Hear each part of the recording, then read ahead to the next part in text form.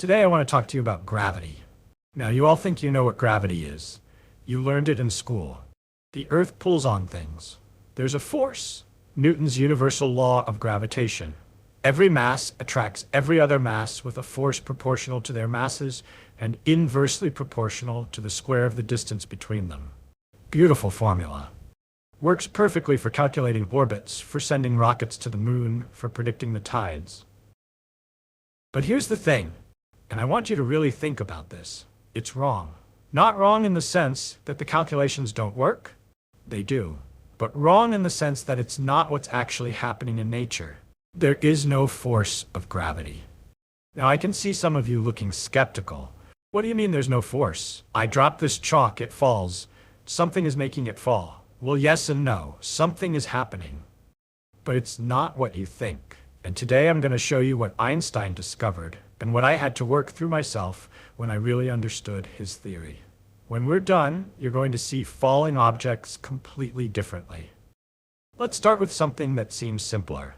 Let me ask you about pseudo forces first. Suppose I have a jar of water sitting on a table. The water sits level, right?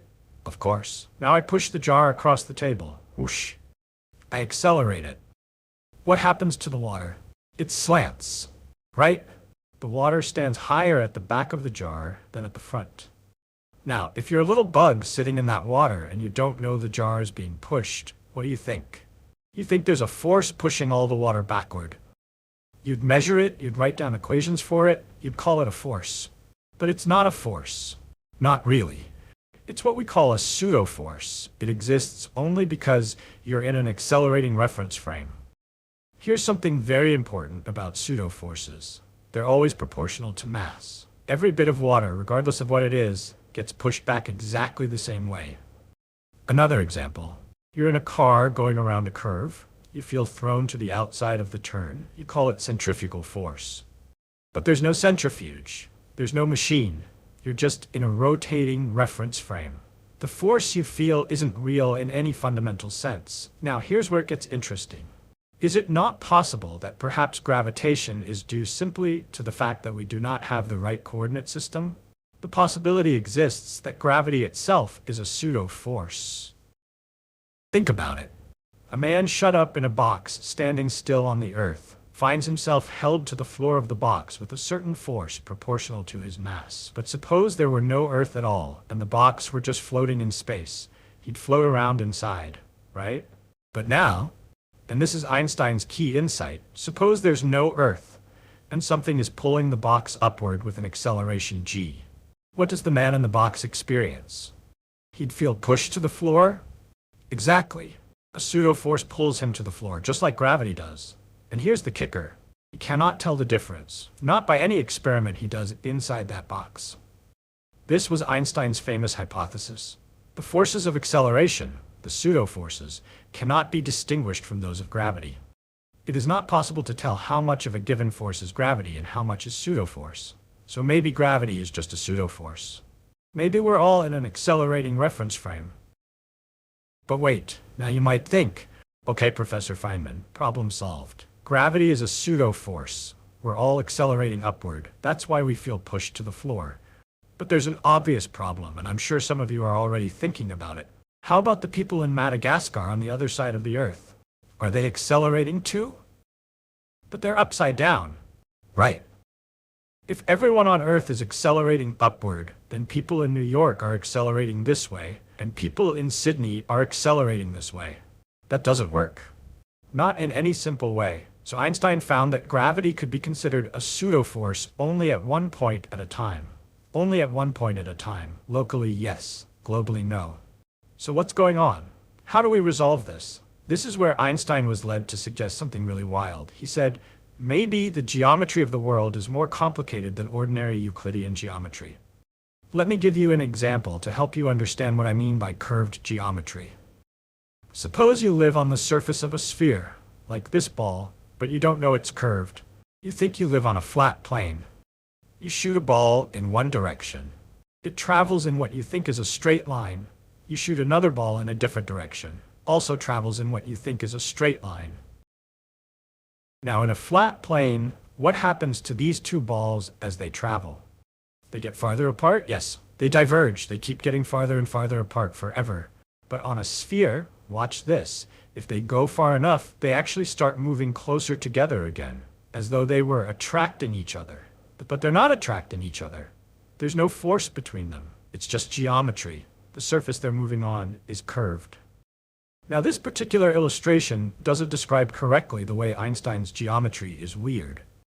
But it shows you that if we distort the geometry enough, it's possible that all gravitation is related in some way to pseudo forces. That's the general idea of Einstein's theory. But now I have to tell you what it actually means. What is curved? According to Newton, everything attracts everything else with a force inversely proportional to the square of the distance from it.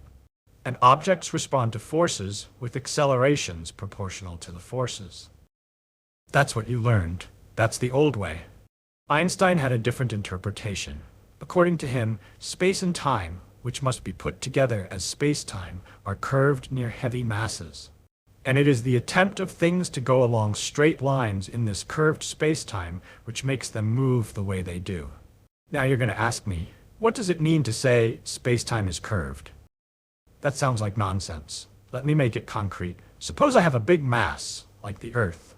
I draw an imaginary sphere around it at some distance. Now I can measure the radius of that sphere two different ways.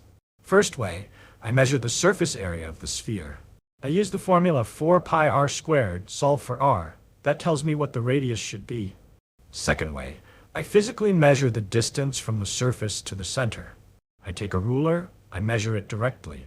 In flat space, these two measurements give the same answer, right? Of course. But Einstein says near a mass, they don't.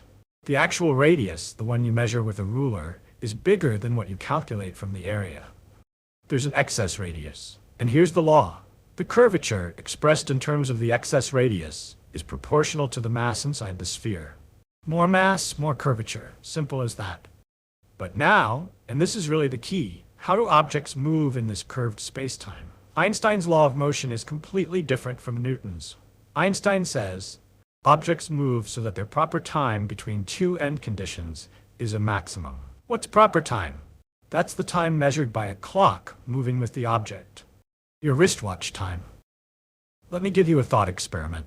Say you want to travel from here to there, and you want to arrive at exactly 100 seconds later on my watch. How should you travel to maximize the time on your watch? If space-time were flat, the answer is coast in a straight line at constant speed.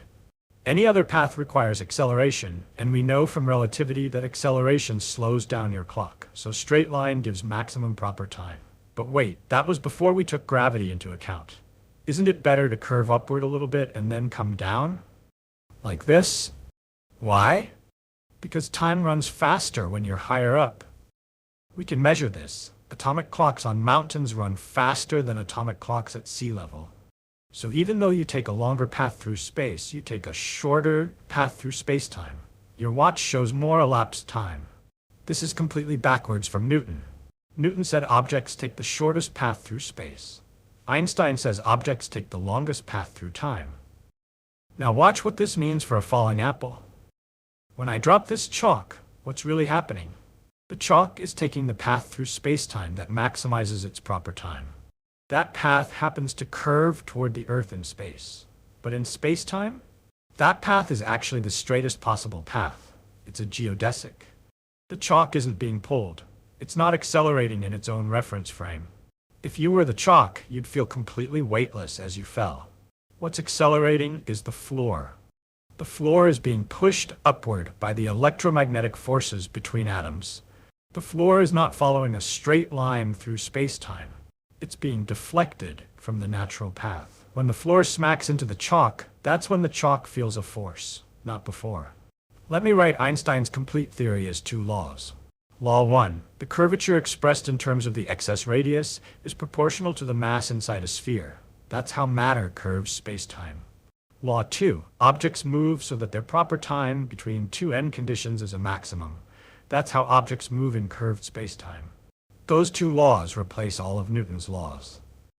And they give the same results for low velocities, but they're describing something completely different physically. Now let me tell you why this matters and what it means for how you should think about the world. When you see an apple fall from a tree, here's what's actually happening. The apple is floating weightless, following a straight line through curved spacetime. It's not accelerating in its own reference frame. It feels no force. And you, standing there on the ground watching, you're the one being accelerated. The ground is pushing up on you, deflecting you from your natural path through spacetime. That's why you feel weight. That's why your feet hurt. This completely inverts everything. In Einstein's universe, falling objects are not accelerating. They're weightless, following straight lines. Stationary objects are accelerating. You feel weight because you're being pushed off your natural path. A satellite in orbit is falling freely in the Earth's gravity, and an astronaut in it feels weightless. Why? Because the astronaut is following a straight line through curved spacetime. No force acts on the astronaut. And this is why this is really beautiful. This is why all objects fall with exactly the same acceleration, no matter what their mass or what they are made of. If gravity were a force, different objects would respond differently. A feather would fall differently than a hammer because they have different properties. But everything falls the same way because everything is just following the geometry of spacetime. A feather and a hammer in vacuum fall at the same rate because they're both following the same curved geometry. So when I drop these keys, they're not being pulled down. They're trying to move in a straight line through spacetime. But the Earth has curved spacetime around it. So their straight line through spacetime appears curved when we project it into space. The keys are weightless while they fall. They feel no force. They're just following the geometry. And you, right now sitting in those chairs, you're being accelerated. The chair is pushing up on you, deflecting you from the natural straight line path through spacetime that your body wants to follow. If we could suddenly remove the Earth, you wouldn't fall. You'd keep moving in a straight line through spacetime. You'd float weightless, finally free to follow your natural path. Now, is this just mathematics? Just a different way of calculating the same thing? No. When I ask, is the actual physical three-dimensional space we live in curved? The answer from every experiment is yes. GPS satellites prove it. We have to correct for the curvature of spacetime, or your GPS wouldn't work.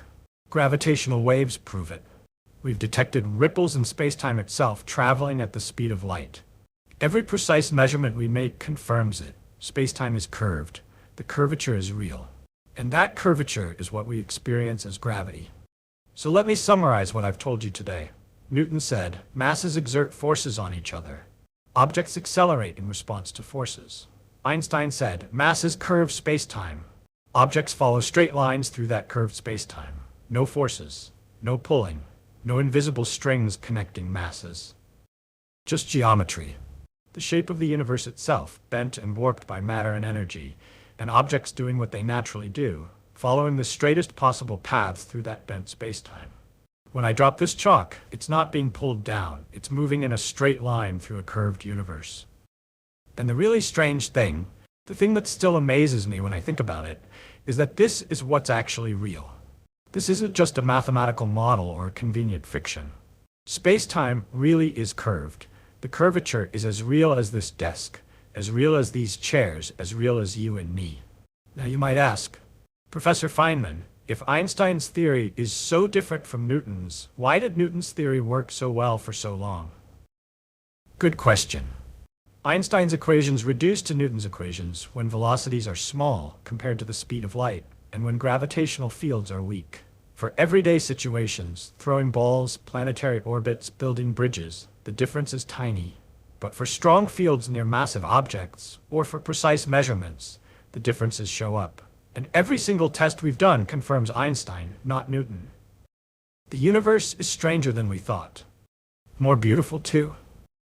The idea that gravity, this thing we feel every moment of our lives, isn't a force at all, but rather the shape of space and time themselves. That's remarkable. That's physics. Alright, next time we'll talk about what happens when you push Einstein's equations to the extreme. Black holes, where space-time curves so much that light itself can't escape. But for today, remember this. You're not being pulled down by gravity right now. You're being pushed up by your chair, deflected from the natural straight-line path through space-time that you want to follow. That's all. See you next lecture. Oh, one more thing. If you want to read more about this, it's all in my lectures. Volume 2, Chapter 42 on curved space. Volume 1, Chapter 12 on characteristics of force. The mathematics gets heavy, but the ideas are what matter, and the ideas are beautiful. Gravity doesn't pull. Remember that. The universe is curved, and we're just following the geometry.